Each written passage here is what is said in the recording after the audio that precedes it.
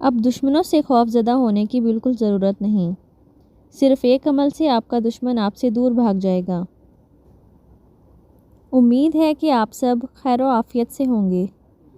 میری دعا ہے کہ یہ رمضان المبارک آپ سب کے لیے رحمتیں اور برکتیں لائے۔ ناظرین کرام، جس کو بھی دشمن سے خطرہ محسوس ہوتا ہے وہ اس وظیفے سے بھرپور فائدہ اٹھا سکتا ہے۔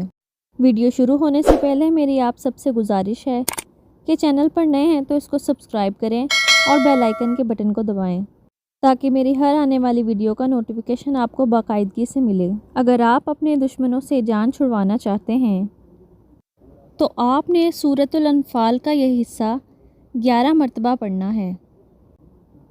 فجر کی نماز کے بعد پڑھ لیں۔ اگر فجر کی نماز کے بعد نہ پڑھ سکیں تو کسی بھی نماز کے بعد پڑھ لیں۔ انشاءاللہ دشمن گھریلو ہو یا بیرونی، ہر قسم کا دشمن اللہ کے فضل سے ہدایت حاصل کرے گا۔ میری دعا ہے کہ اس رمضان المبارک اللہ تعالی ہمیں اپنے رحمت کے سائے میں رکھے۔ آمین۔